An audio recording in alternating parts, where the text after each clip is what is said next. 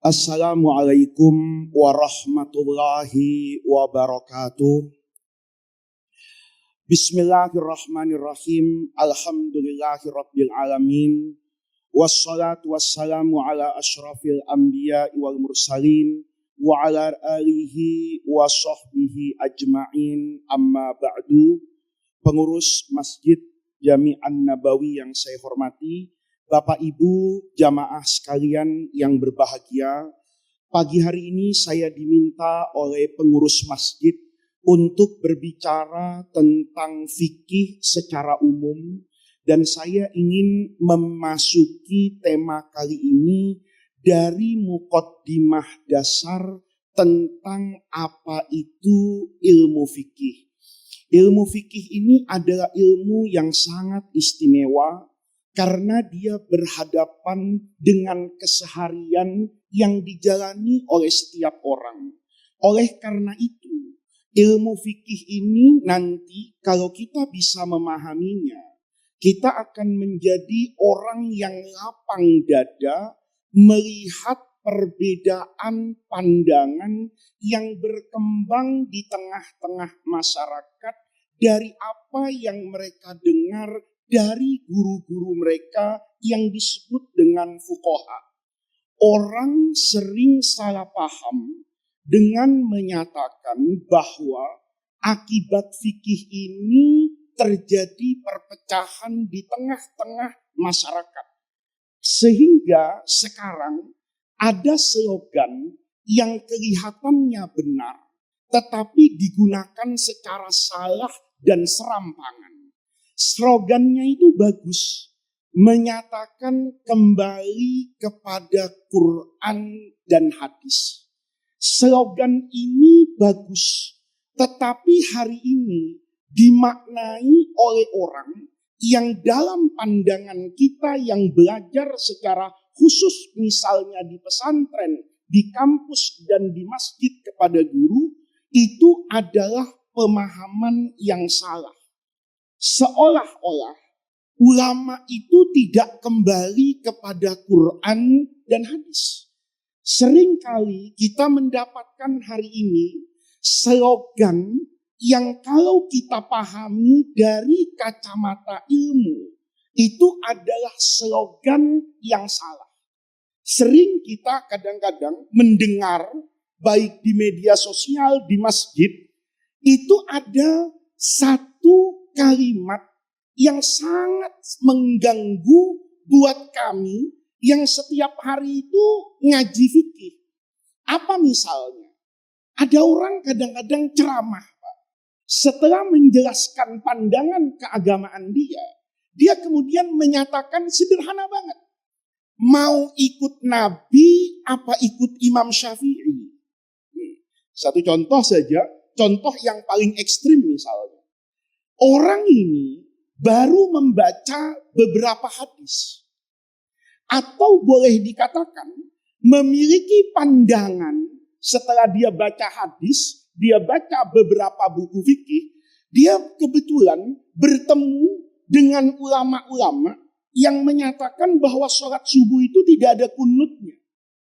Kemudian melihat ada kelompok orang yang dalam sholat subuhnya itu istiqomah kunutan.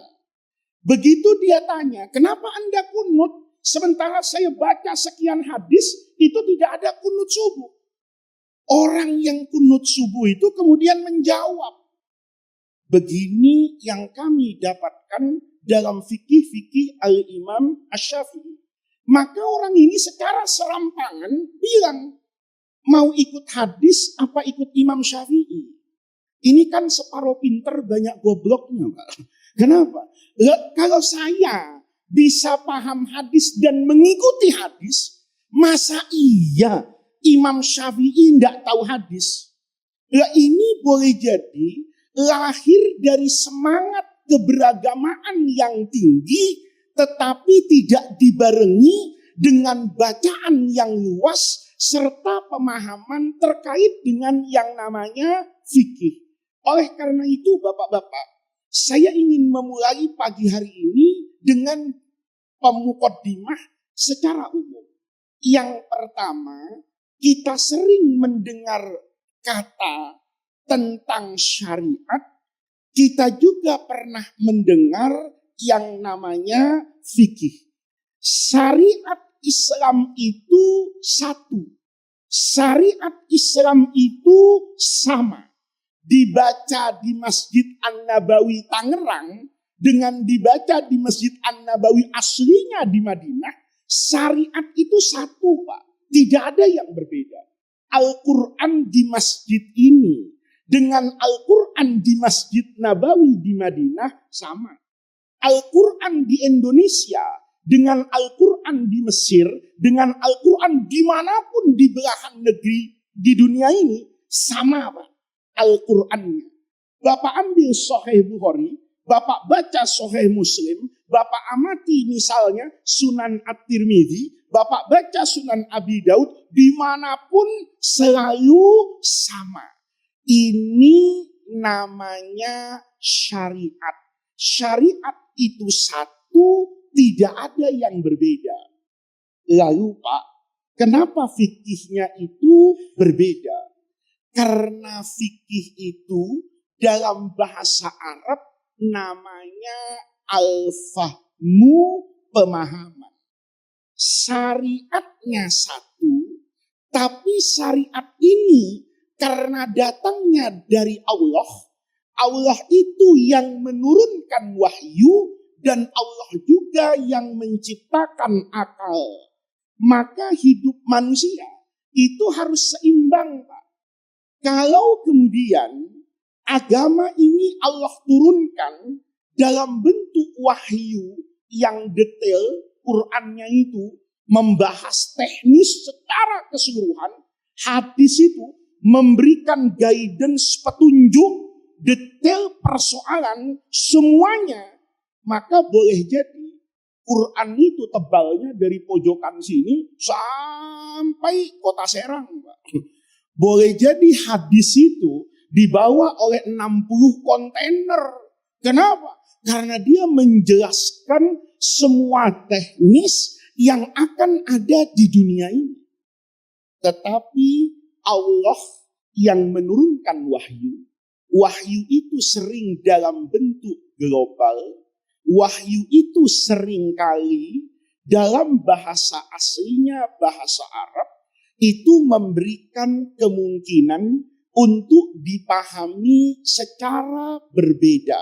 Jadi yang menciptakan perbedaan itu sebenarnya adalah Allah Subhanahu wa Ta'ala dengan menurunkan ayat, membuat skema hadis itu menggunakan bahasa Arab yang nantinya ini bisa dipahami secara berbeda-beda, tinggal nanti adu kesahihannya, adu keunggulannya, itu boleh jadi berdasarkan logika. Sederhananya Pak, sederhananya. Al-Quran, hadis, itu petunjuk yang sempurna. Tetapi sempurnanya, apakah dengan semua perintilan kecil yang akan kita hadapi? Atau sempurnanya dia sebagai petunjuk global pada bagian tertentu. Ini yang nanti melahirkan namanya ilmu fikih. Satu contoh misalnya, binatang. Karena kita habis Idul Adha. Ada orang tanya sama saya, Pak, kalau saya makan sapi halal apa haram? Maka di sini bapak-bapak, ini namanya syariat. Tidak ada dalam Islam perbedaan pandangan tentang halalnya sapi. Ulama siapapun di dunia ini pasti ketika ditanya daging sapi hukumnya halal. Kenapa? Karena persoalan mengkonsumsi daging sapi itu ada di dalam syariat secara jelas, namanya al-an'am. Semua binatang dalam kategori al-an'am maka hukumnya halal. Sederhana. Kalau Bapak misalnya melihat kemarin ada di Papua, konon kabarnya, karena ini baru masuk Islam, belum tahu binatang yang halal dan yang haram, dia korban ke masjid bawa babi. Kalau Bapak ditanya, apa hukumnya babi? Rasanya kan tidak perlu kiai, Pak. Rasanya tidak perlu ustadz. Rasanya tidak perlu fatwa. Karena kita dari kecil tahu bahwa yang namanya babi hukumnya haram. Bahwa mengkonsumsi babi haram. Kenapa babi haram? Disebut detail dalam Quran. Di antara yang diharamkan namanya lahmul khinzir. Ada orang tanya, Pak, kalau mengkonsumsi misalnya kambing halal. Halal, bagian dari al-an'am. Kalau anjing, Pak, haram. Kenapa haram? Karena syariat bilang semua binatang yang binatang darat yang punya taring hukumnya haram. Contohnya kucing, contohnya anjing. Kalau pertanyaannya kayak gini, itu kita bawa yang namanya syariat, Pak. Sederhana. Tapi ada binatang yang tidak ada di Quran dan tidak ada di hadis.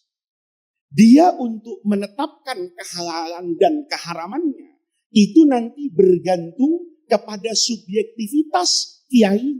Apa contohnya? Ini kan ada binatang nyusahin kiai. Namanya anjing laut. Mau dibilang anjing di laut, mau dibilang ikan, mukanya anjing. Ini binatang, Pak, yang menggabungkan dua kontradiksi terkuat dalam Islam. Yang pertama, anjing laut karena ada kata laut, seharusnya dia menjadi binatang yang paling halal. Karena binatang yang paling halal itu binatang air. Kata Nabi, ketika ditanya Nabi, laut itu apa? Laut itu kata Rasulullah, at-tahuru ma'uhu. Airnya paling suci, tidak ada air laut itu bisa najis. Tidak ada air laut itu bisa mustakmal. Itu air yang paling suci. Al-hilyu maitatuhu. Jangankan yang hidup, bangkai di laut, itu hukumnya halal. Kecuali bangkai kapal. Ada yang punya, tidak boleh. Bapak terus nyelam di laut, ada kapal tenggelam bawa emas 1 ember. Kata Pak Ustadz kemarin di masjid, semua bangkai di laut halal. Iya, maksudnya bangkai binatang lautnya. Kalau bangkai kapal ada yang punya, Bapak. Nah, ini kita lihat nih. Bapak makan daging kemarin kambing atau sapi halal, tapi ada syaratnya, Pak. Syaratnya itu ada az-zakatu asy-syar'iyyah. Binatang yang menjadi az-zabihah disembelih. Kalau tidak disembelih, mati dengan cara apapun hukumnya jadi lihat. Tapi ikan itu enggak disembelih. Terus Bapak bawa gurame ke saya, Pak Ustadz ini gimana cara nyembelihnya? Tanggung Pak, sembelih aja kupingnya. Kenapa? Karena ikan itu memang tidak usah disembelih. Jangankan hidupnya, matinya, bangkainya halal. Lihat, anjing laut ini menggabungkan keduanya. Dilihat dari lautnya, ini binatang halal. Dilihat anjingnya, haram. Ayo Bapak coba. Ambil anjing helder 1 didudukin sebelah kiri, ambil ikan lumba-lumba di sebelah kanan, dudukin anjing laut di tengah. Kalau Bapak lihat mukanya nih sampai lehernya, maka Bapak akan katakan, saya tidak ragu ini anjing. Kenapa? Sama anjing ini sama mukanya. Tapi kalau Bapak tutup kepalanya, Bapak lihat badannya saja, Bapak sandingkan dengan ikan, lumba-lumba misalnya, maka Bapak tidak pernah ragu bahwa ini adalah ikan. Ketika ini at-taraddud, ada keraguan-raguan antara keanjingan dengan keikanannya.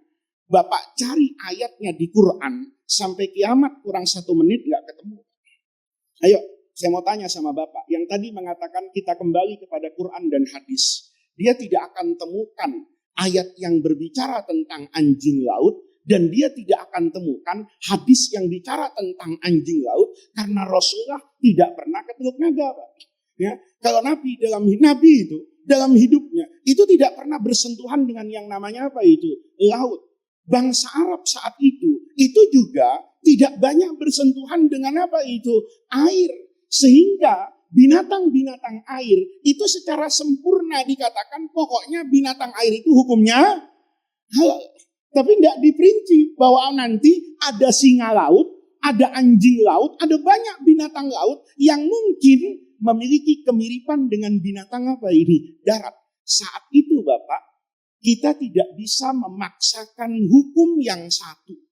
Begitu anjing laut duduk di tengah-tengah, ini persoalannya dia nggak punya kartu keluarga Pak. Kalau punya kakak enak, kita tanya, kamu keluarga siapa sih?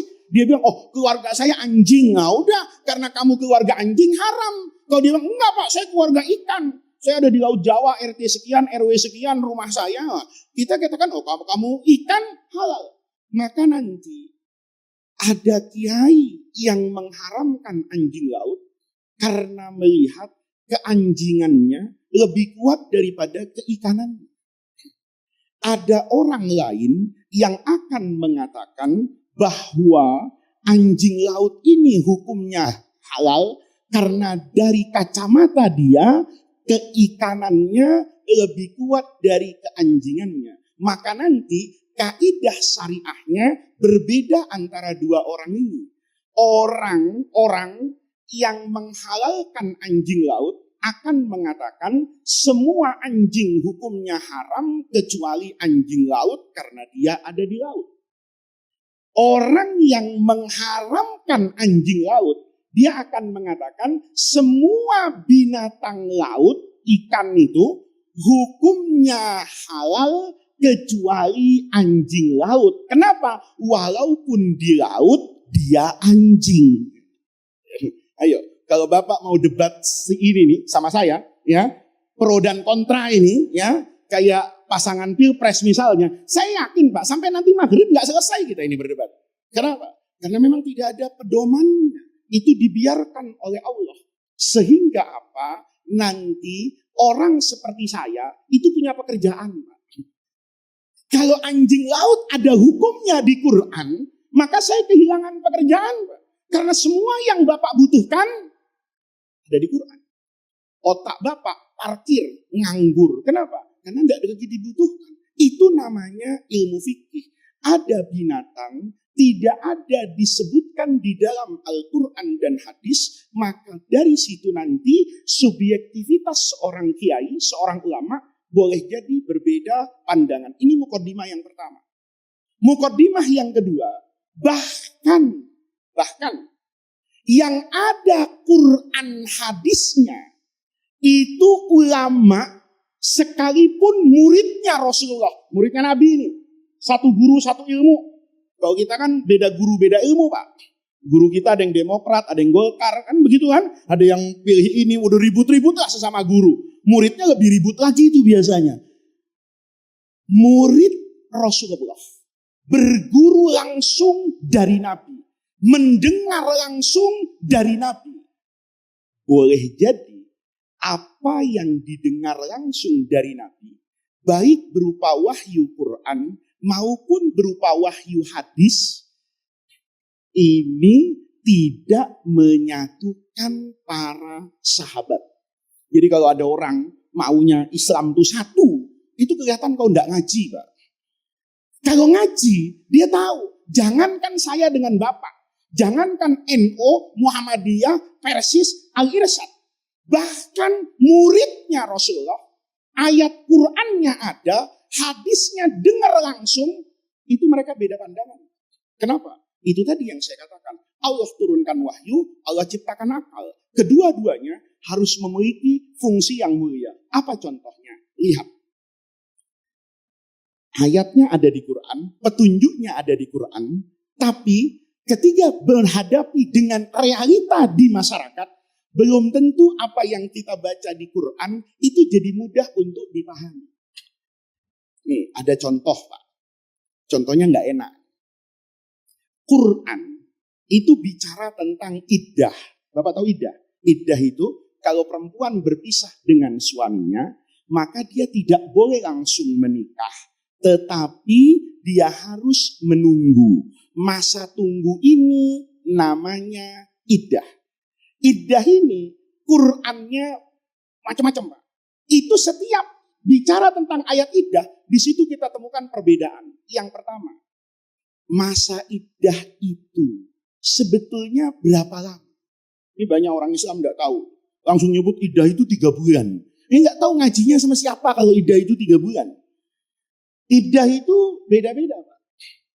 Ada iddah karena cerai hidup, ada iddah karena cerai mati, ada iddah karena bercerai, tetapi perempuannya belum punya siklus haid, atau perempuannya sudah menopause, siklus haidnya sudah hilang.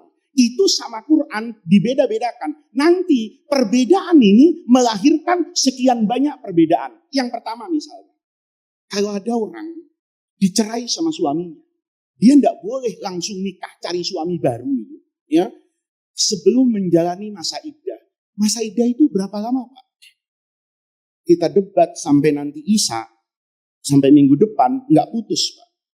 Karena ayat Qur'annya cuma bilang begini. Wal mutallaqatu yatarabbasna bi anfusihinna thalathata quru.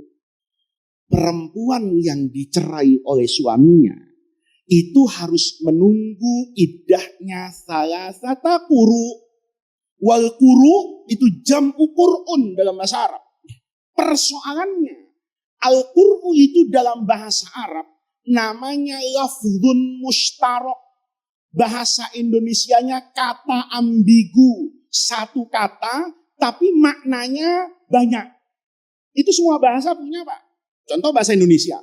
Ya, kalau saya ngomong depan Bapak nih, 4 huruf, Pak. Itu artinya banyak. Roma, R-O-M-A. Saya tanya sama murid saya, Roma nama apa? Kebetulan murid saya, santri saya ini, cita-citanya traveling, Pak. Pokoknya saya nanti kalau udah tamat dari sekolah, saya kepengen keliling dunia. Maka dia hafal. Saya dari Indonesia mau ke Singapura, Malaysia, sampai Eropa, Inggris ibu kotanya London, Prancis, Paris, oke. Italia ibu kotanya Roma.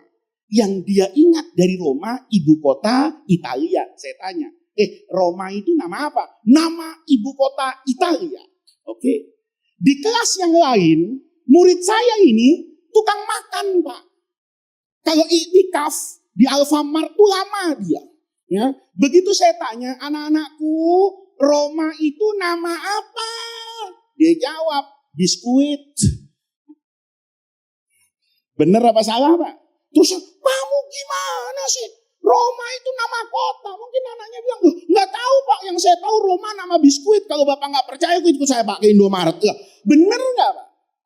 Karena Roma itu bisa diartikan sebagai kota, dia juga bisa diartikan sebagai biskuit. Nanti tergantung siakul kalam. Kalau Roma diucapkan dalam pelajaran ilmu bumi, namanya ibu kota. Kalau Roma diucapkan di Alfamart, namanya biskuit. Jangan salah juga. Saya ajak santri saya ke toko. Ambilin Roma. Dia masih ingat pelajaran ilmu bumi. Pak, gimana caranya? Saya ngambil ibu kota Italia. Masya Allah, ini santri kepinteran. Lo di warung disebut Roma, ya pasti sederhana, Pak. Sederhana. Itulah yang terjadi. Kata Zaid bin Sabit, kata Abdullah bin Umar, Al-Qur'u itu artinya at-tuhru. Lihat nih. Berarti perempuan yang dicerai oleh suaminya itu harus menunggu 3 kali suci. Begitu suci yang ketiga, malamnya atau siangnya keluar darah haid, maka dia keluar dari masa iddahnya. Dia boleh nikah. Ya, tapi orang yang biasa ngawini janda ini tidak mendukung madhabnya Imam Syafi'i, Pak. Ya, ini Zaid bin Sabit, Abdullah bin Umar mengatakan Al-Qur'u itu suci, Pak. Jadi perempuan itu keluar dari iddahnya kapan? Setelah haid melewati siklus 3 suci. Jadi kalau dia dicerai dalam keadaan suci, kan besoknya haid nih, nggak dihitung, Pak. Suci yang berikutnya 1, haid, suci 2, haid, suci 3. Begitu suci yang ketiga, keluar darah haidnya, dia keluar dari iddah. Ini madhabnya Zaid bin Sabit, muridnya Nabi, Mazhabnya Abdullah bin Umar, muridnya Nabi, yang mengatakan Al-Qur'u itu suci. Itu yang diambil oleh Imam Malik di Madinah, dan itu yang diambil oleh Al-Imam Asy-Syafi'i.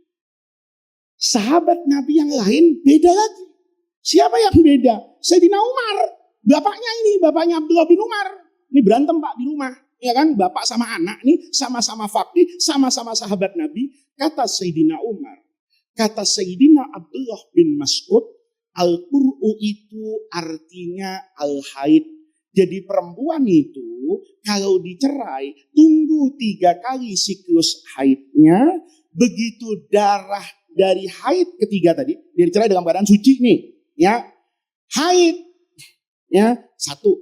Suci, haid, 2. Suci, haid, 3. Darahnya berhenti, dia mandi, keluar dari yang namanya iddah. Kata Imam Abu Hanifah. Ini kalau dipraktekin Pak, 2 perempuan bisa kaget Pak.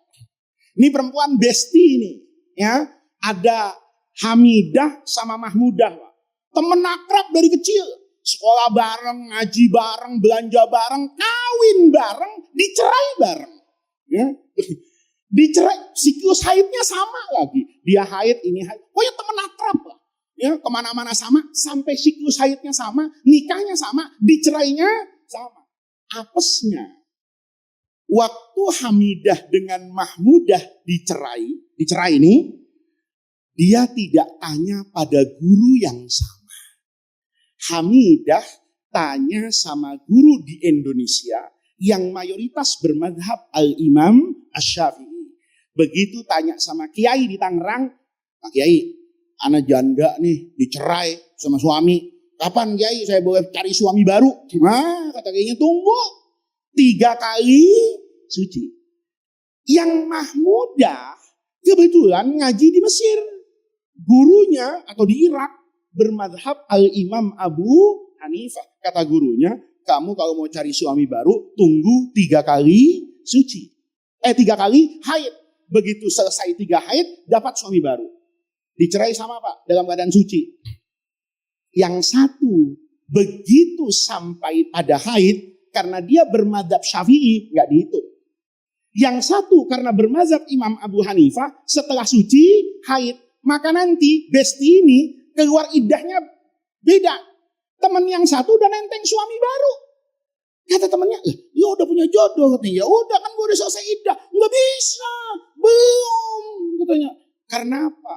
Karena madhabnya beda, itu yang beda dari masa Rasulullah. Orang yang ngaji, baca iddah ini, dia akan paham. Baca 1000 tafsir, ya, dalam jutaan halaman sekalipun, tidak bisa disatukan karena memang sudut pandangnya berbeda. Nanti Imam Syafi'i pakai lughah al-Arabiyah, Imam Abu Hanifah pakai lughah al-Arabiyah, itu perdebatannya panjang, tidak mungkin waktunya saya jelaskan. Ini baru persoalan yang kecil.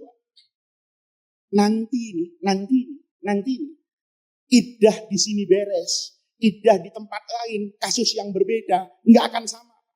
Ada contoh lagi ini. Kalau tadi besti ini bisa berantem, karena yang satu sudah punya suami baru, lah nyesel gue kenapa gue mengambil fatwa di Imam Syafi'i di Tangerang. Coba gue nanya sama guru ente ya di Irak yang bermadzhab Imam Abu Hanifah, gue bisa sama-sama punya suami ini. Lihat, perbedaan keluar masa iddah itu karena perbedaan bukan syariat Qur'annya, tapi perbedaan fikihnya memahami ayat Qur'an ini. Nih, kita bicara lagi nih. Ayat yang sama berhadapan dengan pemahaman yang berbeda. Itu jatuhnya beda. Apa contohnya? Menyentuh perempuan itu batal atau enggak sih? Ya, cuman ini kita salah ngomong.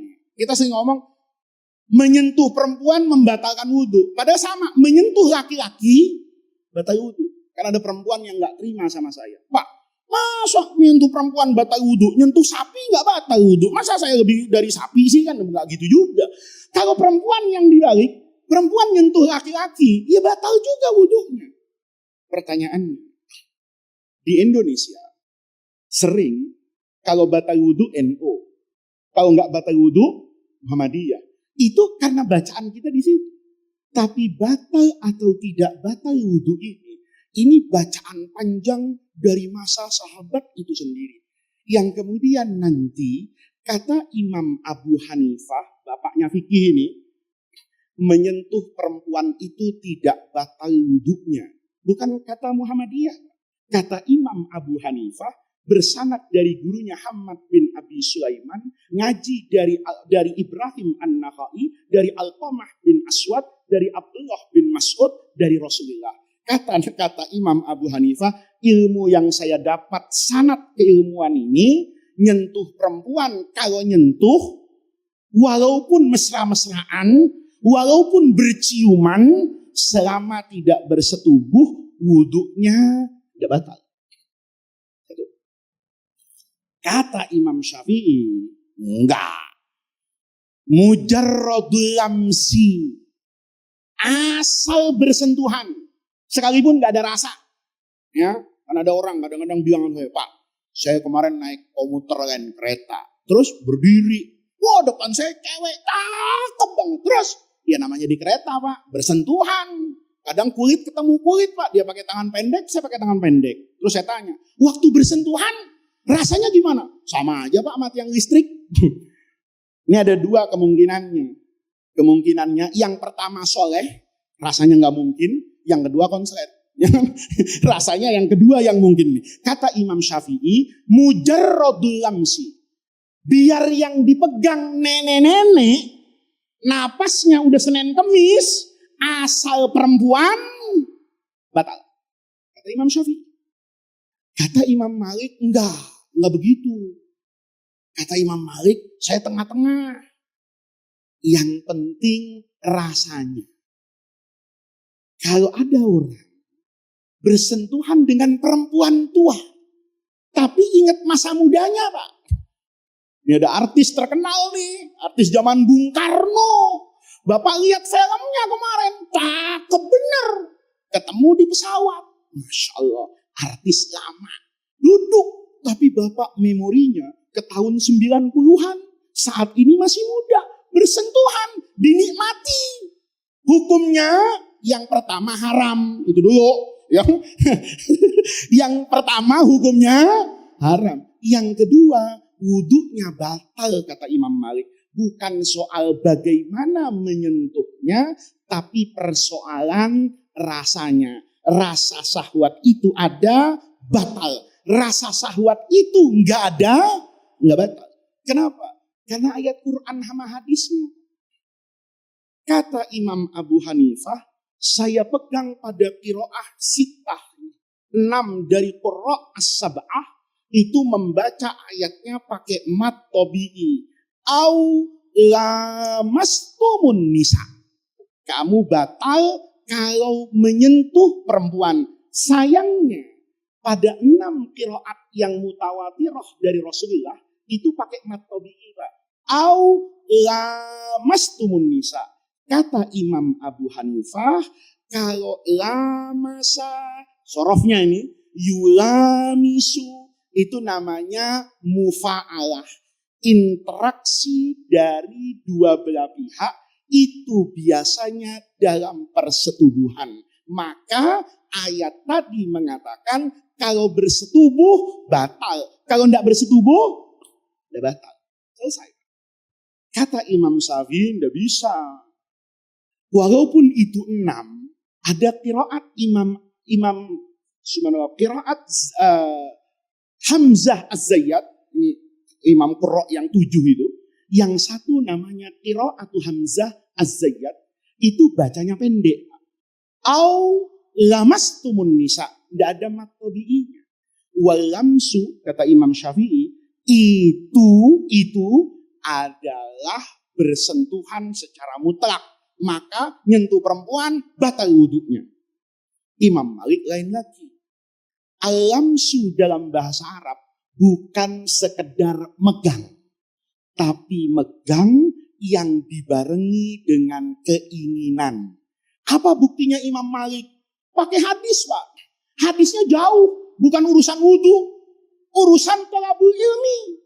Nih bapak-bapak nih, kalau ngaji, Ustadz nyuruh bapak ngaji nih, hadisnya satu Pak. Man salaka tariqan yaltamisu fihi ilman. Apa yaltamis itu? Yaltamis itu yatlub. Orang yang jalan kaki itu untuk nyari ilmu kayak Bapak dari rumah nih ke masjid, ya. Begitu sampai di masjid, Bapak gunakan untuk cari ilmu, maka sejauh langkah yang Bapak lakukan dari rumah itu sama dengan langkah yang Allah mudahkan nanti ke dalam surga. Kata-katanya yaltamis. Yaltamis itu yatlub, Pak. Minta.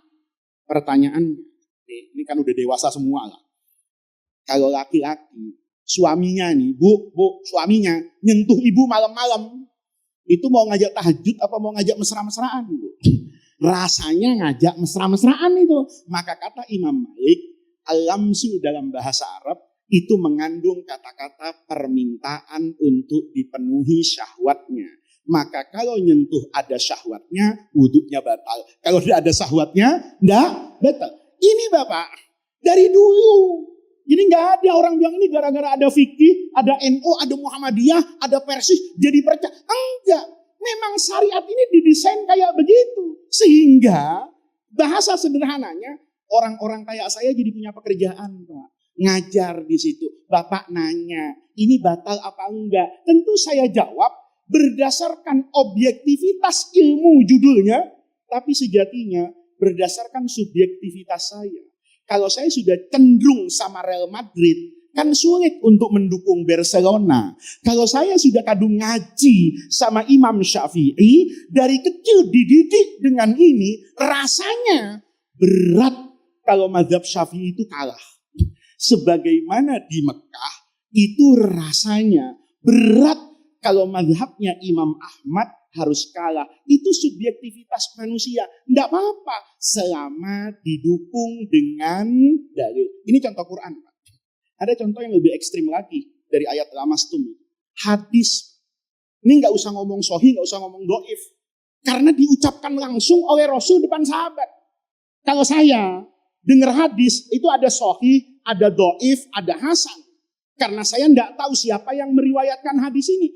Saya bukan mempermasalahkan hadisnya. Tapi mata rantainya ini lewat orang yang kayak saya nggak percaya nih. Maka hadisnya jadi doif. Tapi kalau sahabat sama Nabi, nggak ada ilmu mustalah hadis, Pak. Langsung denger ini.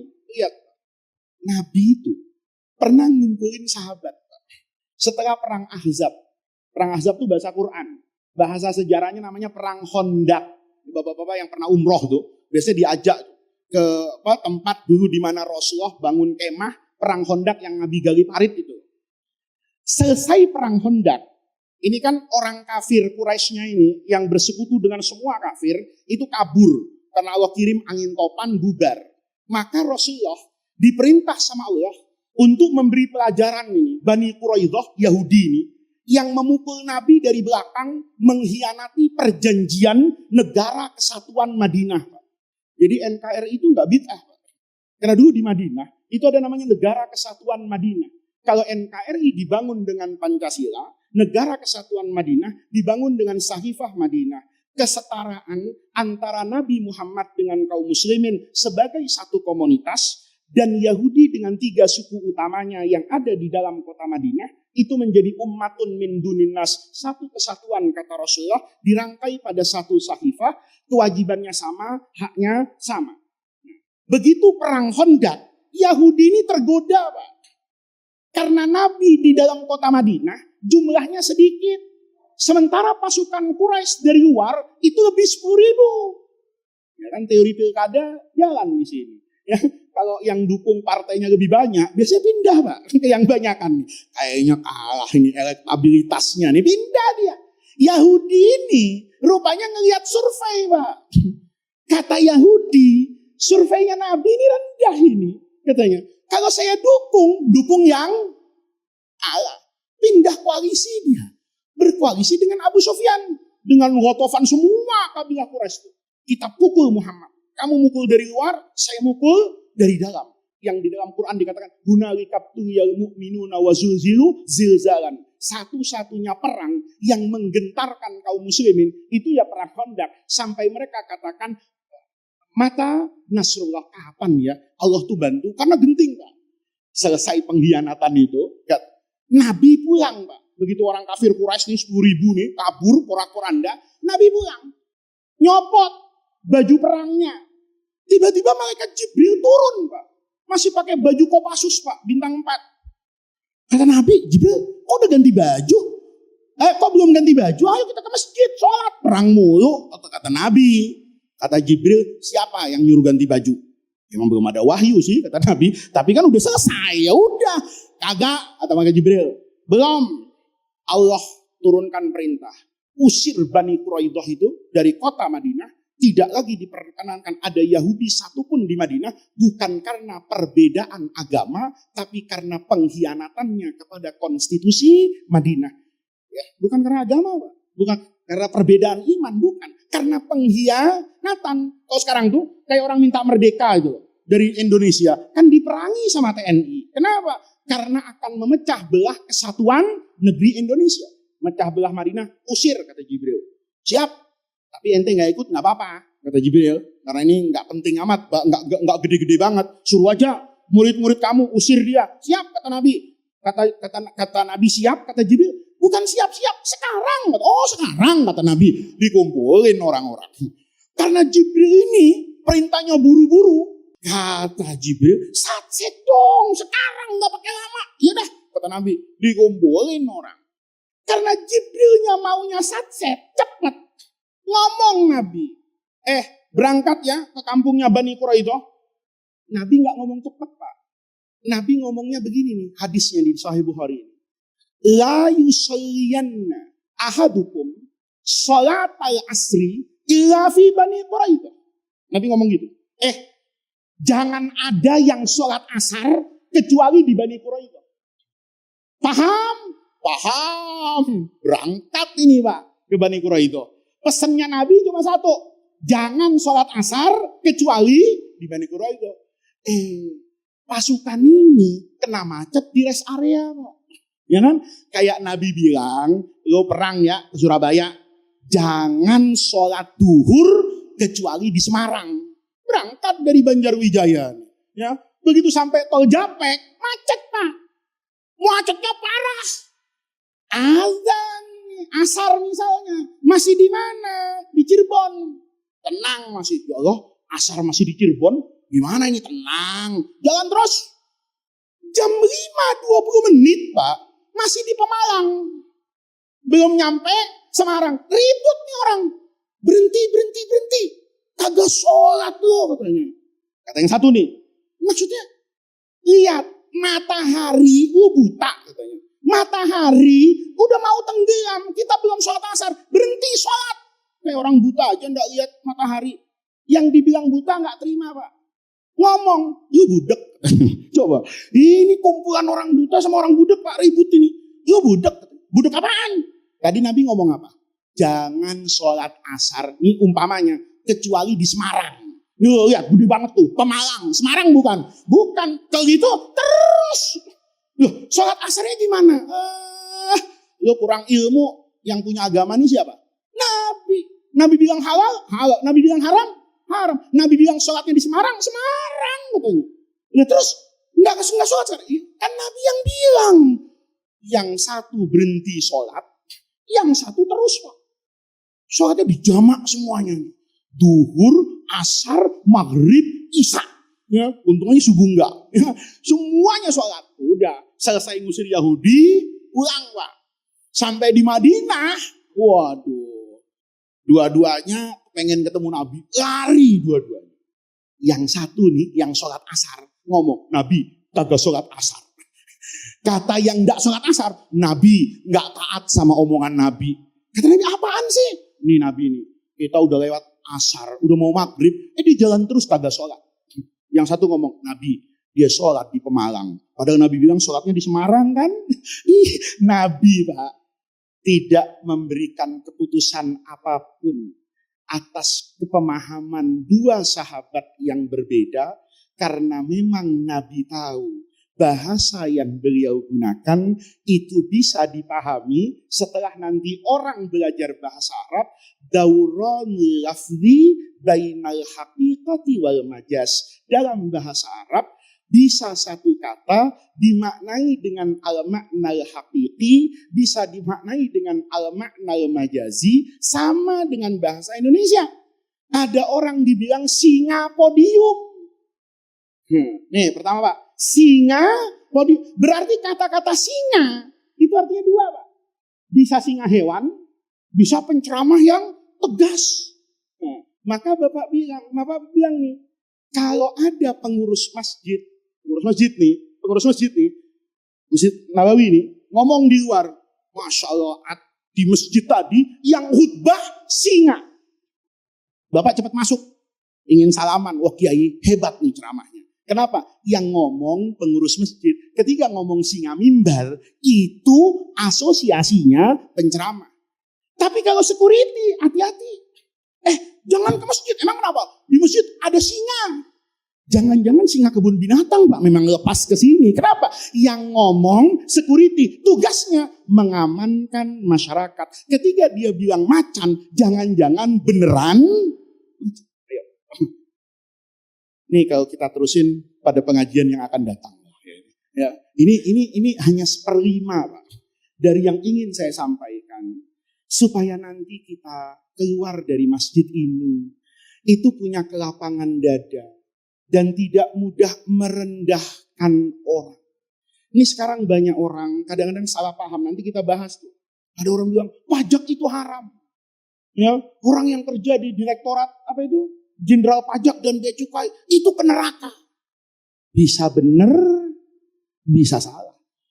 Yang ngambil pajak secara benar, pajak ini dihalalkan sama agama. Dalilnya 1 kapal perang.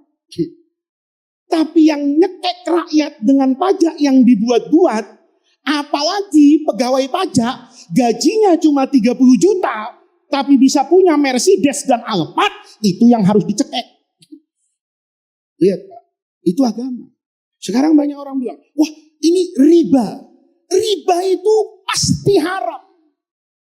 Tapi apa transaksi tertentu itu bagian dari riba? Belum tentu. Sama dengan tadi. Yang diharamkan Allah itu anjing. Yang dihalalkan Allah itu binatang laut. Tapi anjing laut, apakah dia anjing, apakah dia ikan, itu tergantung Bapak. Kalau ngaji kayak gini, adem. Nanti ngaji politik misalnya, kan kekinian itu. Kalau dikupas dari persoalan agama, nanti orang milih orang satu-satu itu nggak ngamuk-ngamuk. Ya, imam masjid milih Anies, muadzinnya Prabowo, ya, terus makmumnya Ganjar. Nggak aman masjid itu. Kalau tahu apanya itu, tahu fikihnya. Tapi kalau nggak tahu fikihnya, masya Allah. Pecat-pecatan itu di masjid itu. Cuman gara-gara itu. Nah ini sebetulnya ilmu fikih. Ya. Nanti mudah-mudahan kita umur panjang. Ketemu lagi. Nanti saya jelasin lagi. Belum ngaji nih Pak. Masih pemanasan dulu. Karena untuk apa ngaji kalau yang ininya tuh gak dibersihkan dulu. Sehingga orang tahu. Ya. Itulah sejatinya ilmu fikih. Anda berani masuk dalam ranah fikih. Maka Anda siap untuk berbeda pandangan.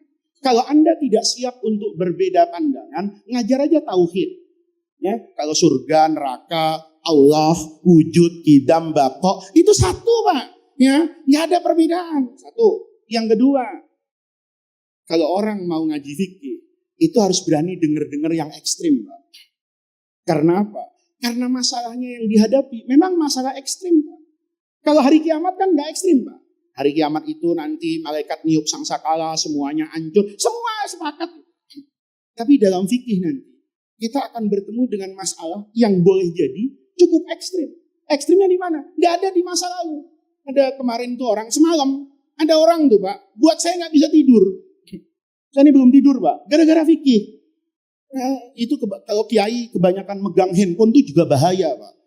Saya semalam itu masuk rumah, mau tidur Pak. Jam 12 malam, ada orang yang kenal dengan saya, WhatsApp, ngasih video orang kembar Siam gitu, yang kepalanya 2, waktu masa kecilnya itu tidak dipisahkan. Begitu besar perempuan ini, nikah. Ini yang nikah, 1 perempuan apa 2 perempuan? Badannya 1, kepalanya 2. Itu zaman Nabi nggak ada.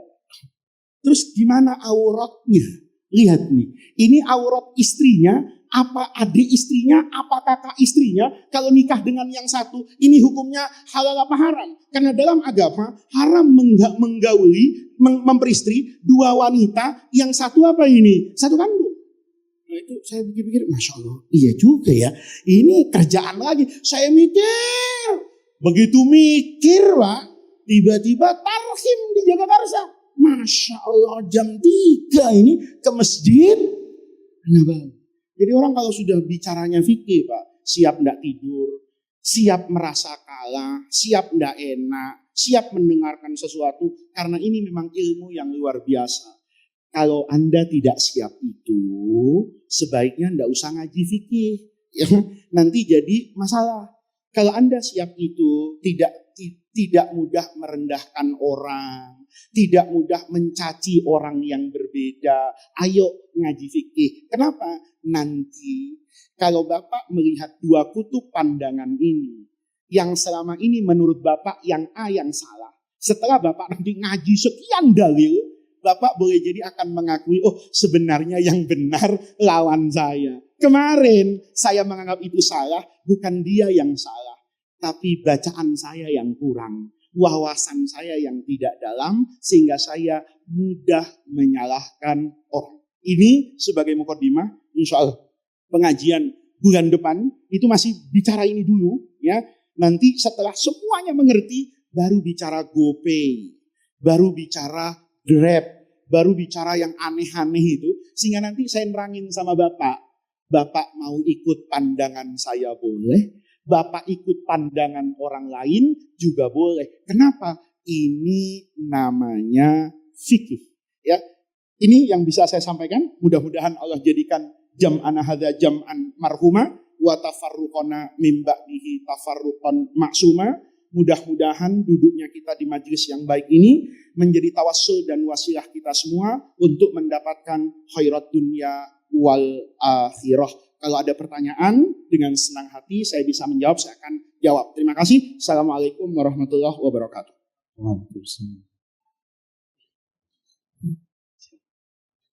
Jamaah rahimakumullah.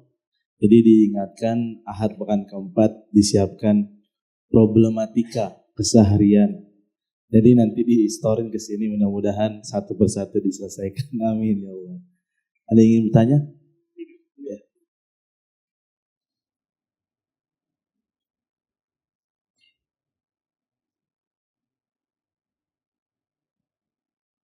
Bismillahirrahmanirrahim. Assalamualaikum warahmatullahi wabarakatuh.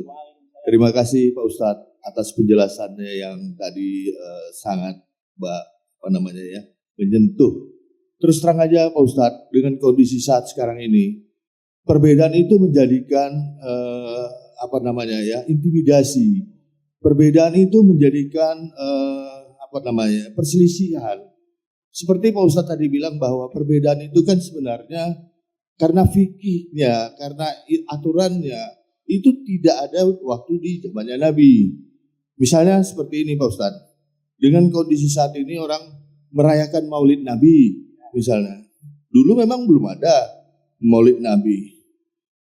Bid'ah, itu ini begini begitu dengan kondisi yang ada, itu semua dilarang. Kenapa seperti itu muncul gitu Pak Ustadz? Islam yang kafah itu bukan seperti itu yang diminta. Karena Wali Songo itu datang ke Indonesia dengan masuk kepada adat-adat yang berlaku pada saat itu. Misalnya Hindu, Buddha menyanyikan lagu, bikin ketoprak, wayang misalnya gitu. Dengan kondisi seperti itu, ini dilarang katanya, menyanyikan lagu-lagu itu dilarang. Kita harus benar-benar Islam yang kafah. Tapi kafah yang seperti apa? Perbedaan-perbedaan itu yang membuat perselisihan-perselisihan di antara kita Pak Ustadz. Nah ini kondisi yang seperti ini, saya terus terang aja, perbedaan itu seharusnya menambah erat atau menambah wawasan kita cara berpikir. Tapi bukan menjadikan perselisihan yang membid'ah-bid'ahkan ya, sesama gitu Pak Ustadz. Itu yang pertama Pak Ustadz. Yang kedua, dengan kondisi yang ada Pak Ustadz, ini kan apa-apa yang tidak dilakukan Nabi pada zaman dulu. Ini kan misalnya kendaraan kita bilang. Dulu kan orang unta, sekarang ada pesawat, ada ini. Tapi aturan-aturan di fikihnya Pak Ustadz, ini yang saya pertanyakan. Misalnya gini, perjalanan 80 kilo atau 90 kilo itu bisa di jamaah. Kalau kita naik mobil sekarang Pak Ustadz, 90 kilo itu paling setengah jam. Di mana-mana kanan kiri itu ada masjid. Kira-kira seperti itu. Kalau dia masuk tol di rest area misalnya seperti itu. Dengan waktu yang ada. Apakah ini secara fikihnya Pak Ustadz? Secara aturannya. Ini tidak melanggar dengan aturan yang diberlakukan. Saya melihat ada perbedaan di sini. Loh, kan itu kan udah termasuk apa ya? Bisa dijamak. Misalnya puasa itu bisa di apa gitu, bisa di ini. Loh, padahal waktu sekarang ini sangat pendek, kira-kira gitu Pak Ustadz. Demikian Pak Ustadz. Wabillahi taufiq wal hidayah. Assalamualaikum warahmatullahi wabarakatuh. Ini tidak saya jawab semuanya Pak ya, karena ini bagus banget nih. Tadi kan beliaunya bilang, MC-nya menyampaikan pertanyaan nanti akan kita jadikan tema. Ini dari yang Bapak omongin, temanya jadi banyak Pak. Nih, saya kumpulin satu, Maulid Nabi. Nih, sejatinya apa sih? Ibadah, budaya, tradisi, ekspresi. Nanti kita bahas pada satu pengajian Pak. Mudah-mudahan juga cukup satu pengajian. Yang kedua, budaya Pak. Budaya dan agama. Ini sering dipertentangkan.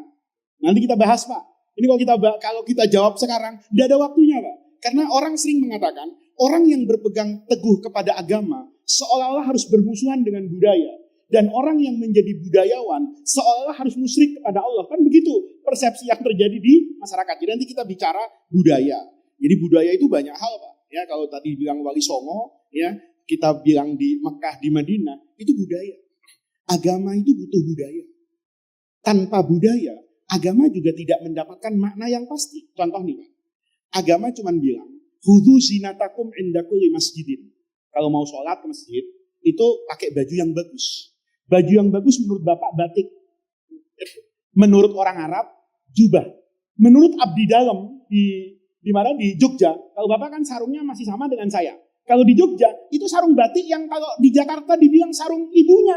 Gitu loh. Lihat. Di Inggris, khotib Jumat, pakai jas, pakai dasi Pak.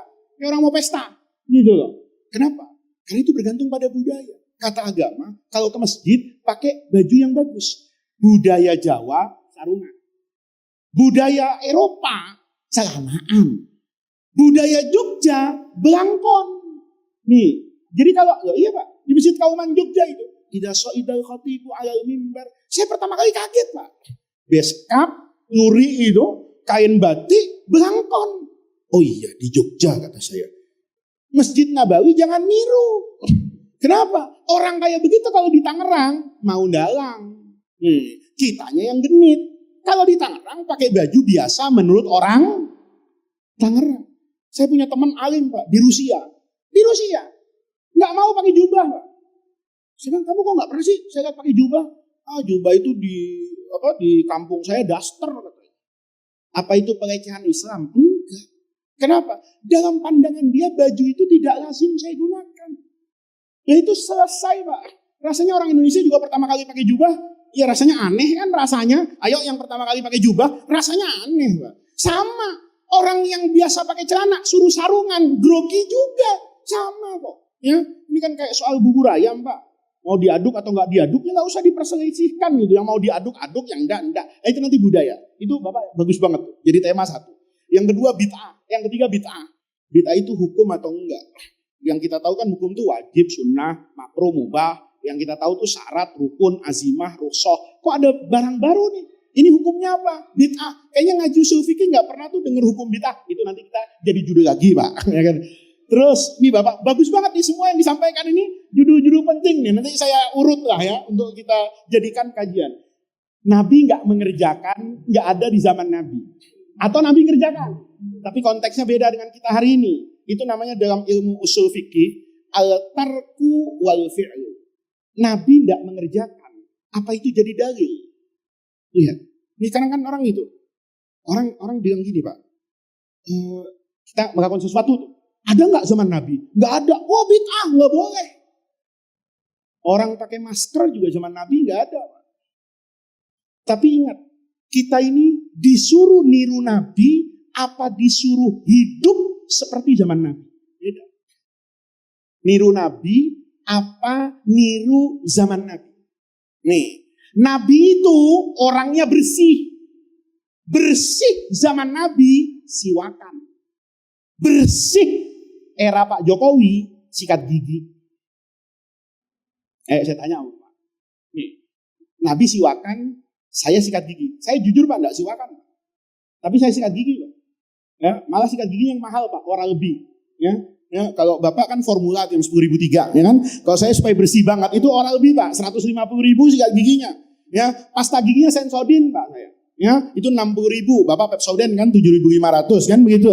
Ini hasilnya bersih. Saya pertanyaannya, itu namanya al-fi'lu wa tarku. Nanti itu ada judul tersendiri Pak. Ya, saya gitu kan supaya nanti kita udah ada judul nih Pak. Yang terakhir ini sama Pak. Ya, Bapak tadi bilang jamak sholat itu ditentukan oleh jarak apa masa, beda. Ada jarak tempuh, ada masa tempuh. Gitu loh Pak. Saya dari Jagakarsa, kalau lewat tol baru yang ke Terminal 3 bandara ini, saya kalau naik pesawat Pak dari rumah saya, itu lewat tol yang baru. Bayar tolnya hampir 100.000 Pak dari rumah saya. Tapi 30 menit nyampe. Lewat Tojor, kalau apes 2,5 jam Pak. Bayarnya cuma 30.000. Pertanyaannya, kan ini menjadikan perbedaan. Ya, saya lewat yang sana, itu 3 jam bisa jadi kehilangan maghrib. Oke, saya lewat sini nggak kehilangan maghrib. Pertanyaannya, saya boleh jamak apa kodok? Kan ada supir bis Damri, Pak. Cerita sama saya, Pak, saya apes banget nih sebulan. Kenapa? Jadwal saya bawa bis dari Soekarno-Hatta, itu mesti jam-jam 5, Pak. Terus, tujuannya Cibinong, Jumat sore 4 jam. Gitu loh. Saya nggak sholat maghrib, Pak. Saya kodok apa saya jamak? Kalau jamak nggak nyampe 80 kilo. Tapi mendingan ke Surabaya naik pesawat 1 jam, ya, daripada dari Bandara Soekarno-Hatta sini Pak, ya, ke Bogor Jumat sore. Itu kan apa? Kalau kita, Bapak pernah lihat kan macetnya tol Tangerang ini, Masya Allah. Saya kalau lagi macet di sini Pak, itu kayaknya saya nyampainya kayak Dajjal udah turun ke dunia ini. Kenapa? Wow, macetnya luar biasa. Rest areanya nggak banyak. Kalau ada juga orang antri. Itu juga akan kita bahas. Tapi dari itu semua, itu menunjukkan bahwa inilah sejatinya fikih dari apa yang disampaikan Bapak tadi. Ini akan terus berkembang. Ayatnya tidak berkembang. Qurannya cuma itu. Hadisnya cuma itu. Masalah yang kita hadapi baru terus. Bagi haji sekarang. Ya, haji sekarang. Coba lihat, haji sekarang tuh lebih beres kenapa? Karena nggak berhenti di Musdalifah. Haji sekarang tuh agak lebih oke karena banyak yang nggak mabit di kemah Mina. Minanya dari zaman Nabi segitu. Orang Indonesianya udah hampir 300.000 Pak, yang berangkat haji. Dulu Nabi, jemaah hajinya sedunia yang ikut haji Nabi mungkin cuma 10.000 sedunia. Sekarang Indonesia aja 300.000, yang haji di Mina 3 juta. Minanya cuma segitu-segitu aja Pak. Kalau semua orang mabit 5 tahun lagi, maka akan ada tragedi kemanusiaan. Pertanyaannya, hajinya dirubah nggak Pak Ustadz? Nah itu juga tema tersendiri nanti, ya, menjelang ibadah haji. Jadi ini jawabannya Pak, ya, tidak saya jawab, tapi itu gambarannya secara umum. Nanti akan kita bahas secara detail. Yang paling penting kata kuncinya tadi itu Pak. Kata kuncinya bahwa di dalam kita beragama ada sesuatu yang memang mukhtalafun fihi. Sedari awal itu pendapatnya tidak sama. Dan ini boleh jadi 95% dari Islam. 5%-nya Bapak tidak boleh berbeda. Apa contohnya? Sholat subuh 2 rakaat, nggak boleh berbeda. Sholat itu Pak, ini saya kasih gambaran sebelum saya akhiri. Sholat itu kan tiang agama. Yang paling penting dalam hidup manusia itu kan sholat. Pertanyaannya, apakah sholat semua orang itu sama? Enggak. Sholat itu yang sama, cuma takbiratul ihram sama salam. Allahu Akbar sama Assalamualaikum warahmatullahi. Itu macam sedunia sama Pak. Tapi setelah Allahu Akbar sampai sebelum salam, fikihnya terbuka. Ayo, doa iftitah beda-beda. Ya, ada yang inni wajjahtu wajhiya lilladzi fataras sama, ada yang Allahumma ba'id baini. Itu semua memang ada hadis. Salat saja, Pak. Salat yang masyhur saja. Itu orang bisa beda, Pak. Salat gerhana matahari sama gerhana bulan. Imam yang tiga nih, Imam Malik, Imam Syafi'i, Imam Ahmad, itu kayak salat kita. 2 rakaat. Dalam 1 rakaat itu ada 2 ruku. Ini, Pak. Bapak itu kan kalau sholat gerhana tuh, Allahu Akbar, kita baca dulu yang panjang nih. Terus ruku, habis ruku, baca lagi tuh. Baru kemudian ruku, sujud. Kan begitu sholat gerhana. Imam Abu Hanifah bilang, enggak ada sholat begitu. Mana ada sholat 1 rakaat 2 ruku. Sholat tuh 1 rakaat, ya 1 ruku. Terus sholat gerhana tuh gimana Imam Abu Hanifah? Ya kayak sholat subuh. Ketemu nih Imam Syafi'i sama muridnya Imam Abu Hanifah, ya Imam Muhammad Ibn Hasan Asy-Syaibani, ketemu di kakinya Imam Malik. Kata Muhammad Ibn Hasan, guru gua nih kalau sholat gerhana 2 rakaat kayak subuh. Kata Imam Syafi'i, gimana sih? Sholat gerhana tuh 2 ruku. Kata Imam Syafi'i, apa ndak tahu kamu hadis Aisyah?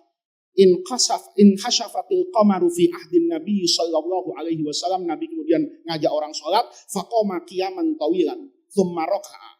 Setelah raka'a, thumma qara'a duna qira'atihil ula, tapi enggak sepanjang yang sebelum ruku. Jadi kalau yang sebelum ruku itu misalnya 100 ayat, maka setelah ruku cukup 20 ayat ruku. Itu hadis Aisyah. Imam kata Muhammad Hasan, guru gue juga punya hadis. Emang cuma lu aja yang punya hadis? Gue juga punya. Hadis siapa kata Imam Syafi'i? Hadis Abi Bakrah. Nabi sholat gerhana. Fasolla rakaataini kasolatus subhi. Lihat nih. Masing-masing cara pandangnya beda. Kata Imam Syafi'i, saya ambil hadis Aisyah. Kenapa? Abi Bakrah itu cuma menjelaskan rakaatnya 2. Tapi nggak menjelaskan rukunya di setiap sholat. Paham, Pak? Kata Imam Muhammad, kagak. Ente nggak tahu cerita hadis Aisyah itu. Hadis Aisyah itu ceritanya orang sholat berjamaah sama Nabi. Terus Nabi itu rukunya lama. Maka ada makmum di belakang bangun. Nih imam di sini rukunya nggak lama sih, Pak, 15 menit. Maka bapak nih yang makmum mungkin encok, mungkin asam urat, atau curiga. Lama amat rukunya. Bangun nih mau ngapain? Ngintip. Ini Nabi kenapa nggak bangun-bangun? Karena yang ini bangun, yang di belakang bangun. Nih fikihnya Imam Abu Hanifah nih.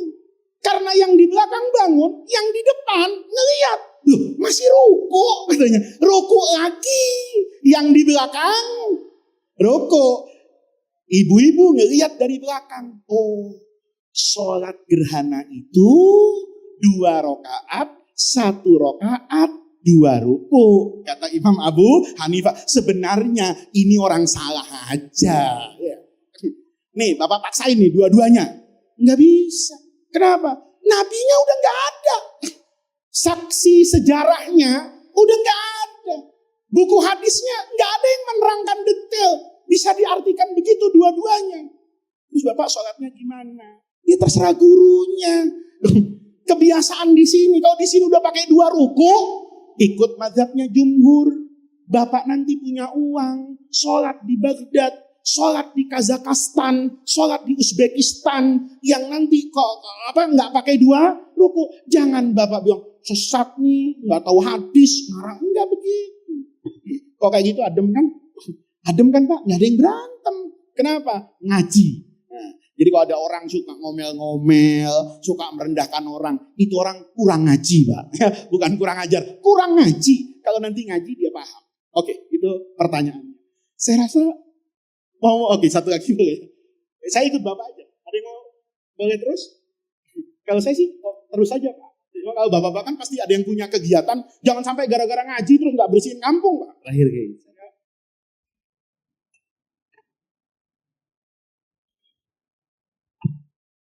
Assalamualaikum warahmatullahi wabarakatuh. Izin bertanya, Kiai. Yang kami sedikit tahu terkait fikih kan al-ahkamus syar'iyah min adillatiha tafsiliyah. Kami ingin lebih luas lagi gitu, Kiai, terkait niat. Terkait niat dalam sholat ataupun dalam wudhu. Ya, kalau diterangkan wa mahalluha al-qalbi wa talaffutu biha sunnatun. Kemudian dikatakan kan wa waqtuha asna'at takbir falau kabbara biduni ayastahbiroha summa nawa falatan aqidu sholatuhu. Gitu, Kiai. Iya. Secara praktek kalau dikatakan kan niat itu waktunya di tengah-tengah kita takbir. Ketika Allahu Akbar mulai hamzah sampai roknya harus ada cangkupan niat dalam hati gitu. Namun kami yang ngajinya jiping gitu, Kiai, ngaji kuping gitu, Kiai, ataupun kita yang baca gitu, terkadang dalam prakteknya itu kadang setelah selesai roknya Allahu Akbar, kadang hatinya baru main begitu, Kiai. Lah kami ingin tahu pentafsilan lebih luasnya begitu, Kiai. Apakah benar falatan akidu sholatuhu? Kalau kami ingin mengatakan sholatnya mungkin kurang sah, takut itu terlalu ekstrim gitu. Jadi ini juga jadi judul baru nih, ya. Ini menarik, Pak, karena ada orang yang mengatakan usholi itu bid'ah haram misalnya kan gitu kan, usholi itu enggak boleh. Tapi anehnya, kalau haji harus. Gitu. Kalau haji itu karena seiring dengan talbiyah, maka dia harus talafat labbaik Allahumma hajjan. Kalau haji. Kalau umroh labbaik Allahumma umratan, dilafatkan. Ini nanti judul ini pengurus masjidnya diingat ya. Nanti saya WhatsApp deh satu-satu. Jangan-jangan saya ingat nanti pengurus masjidnya nggak ingat ini. Ya, itu namanya an-niyatu bainal qalbi wa amalil jawari. Antara hati dengan, nih lihat, bukan dipisah, Pak. Ekspresi hati. Maulid itu sama. Maulid itu judulnya cinta. Diekspresikan dalam bentuk barzanji, ujian syair. Kayak kita cinta sama istri kita, kan kita kasih puisi, Pak. Kalau kita cinta sama istri kita, kita kirimin Yasin. Wah, disumpahin mati gua kan begitu. Lah ya ekspresi, Pak. Bapak jatuh cinta nih sama perempuan. Bapak kirimin apa? Bunga. Wah, bunganya mawar. Ya. Terus kasih puisi cinta. Ya. Walaupun pakai bahasa Arab. Aku cinta kepadamu itu ihbuki minal mahdi ilal lahdi. Ya kan? Seperti sabda Rasulullah sallallahu alaihi wasallam. Itu namanya ekspresi. Tapi kalau istrinya dikirimin bunga Kamboja sama Yasin Fadilah, wah disumpahin mati saya. Ekspresi, Pak. Niat itu sejatinya ini bukan dari agama, Pak. Budaya dan kebiasaan yang Bapak tanya tadi itu menunjukkan apa yang ada di dalam hati itu nanti ditumpahkan dalam amalul jawarih. Kalau hatinya bersih, maka tangannya bersih. Kalau ilmunya tinggi, akhlaknya bagus. Kan gitu.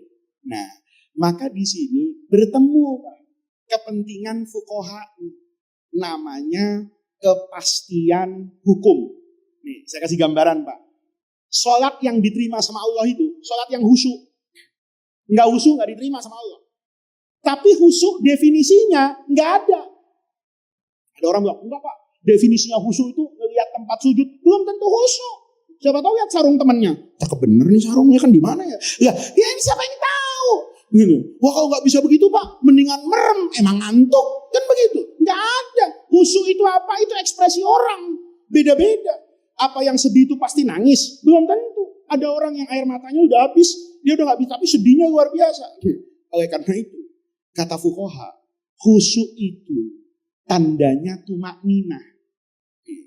Karena fikih itu ilmu pasti, Pak. Tasawuf itu ilmu nggak pasti. Karena tasawuf itu urusan hati. Hati itu yang ngurus siapa? Allah. Tapi fuqaha itu punya kepastian hukum.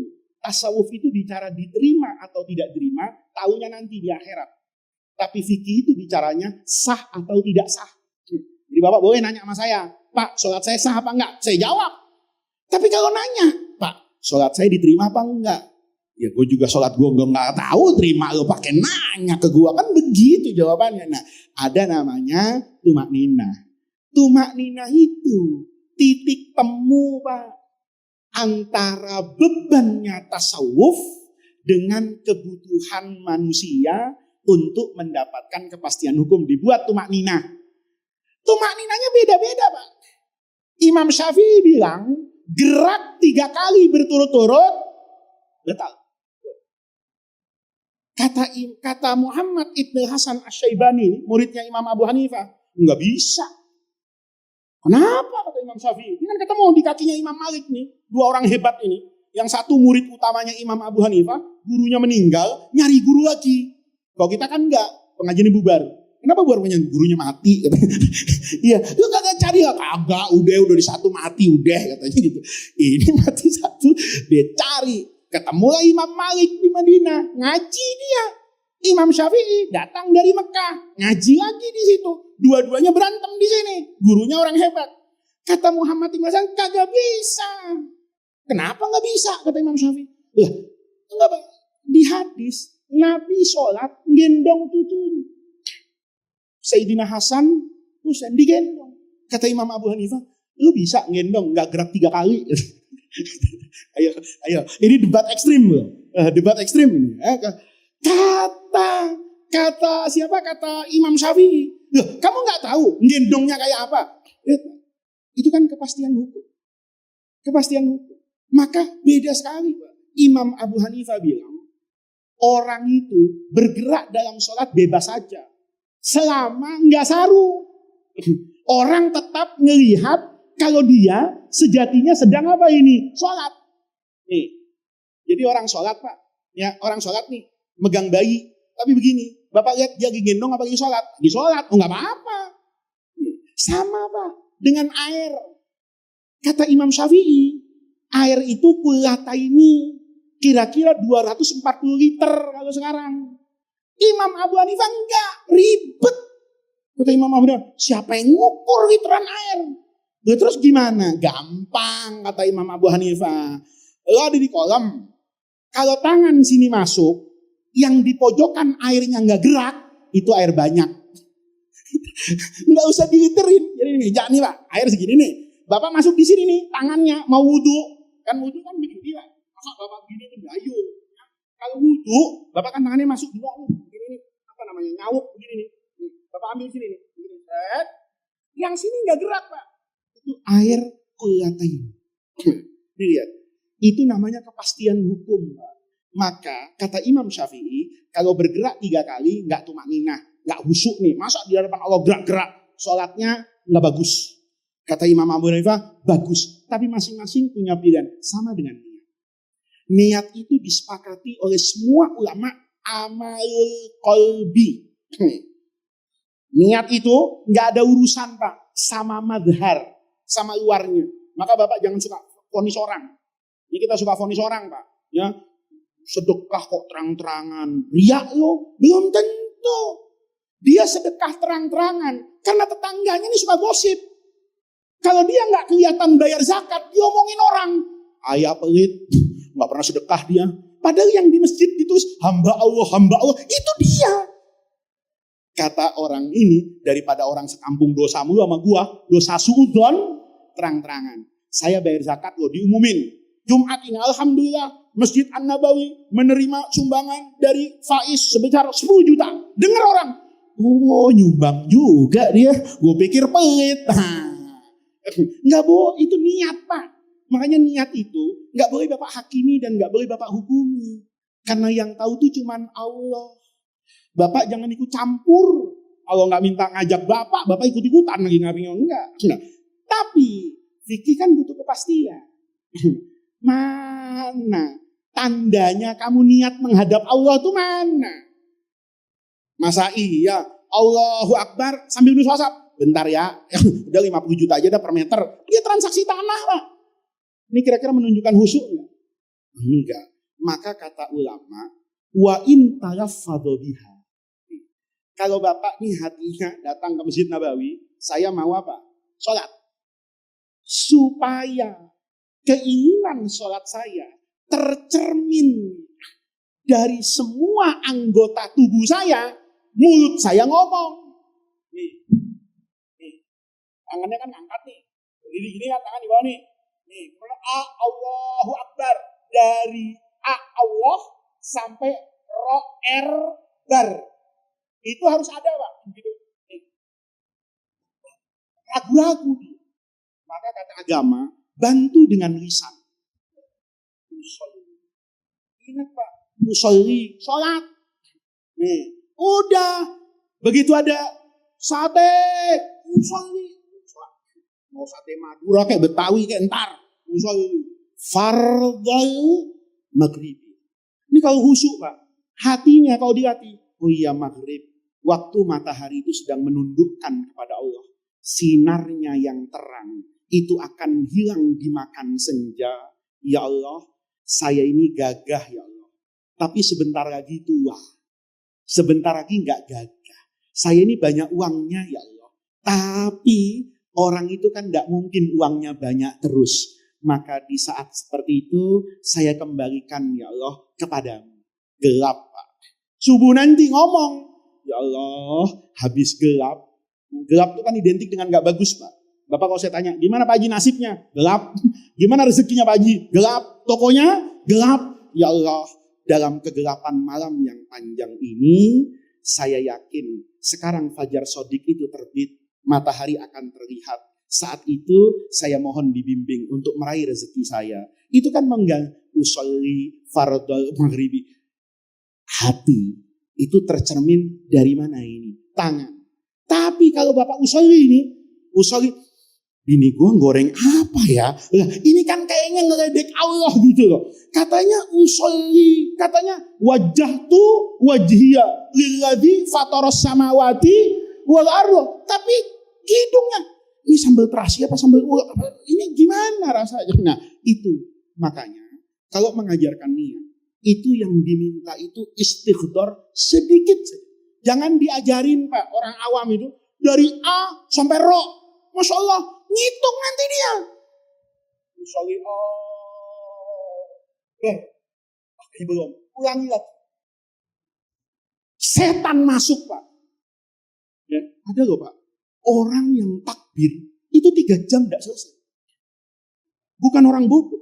Saya dulu ngaji, Pak, sama ahli nahwu, alfiyah hafal, ya, imritingah, wah, jurumiyah di pesantren Darul Rahman.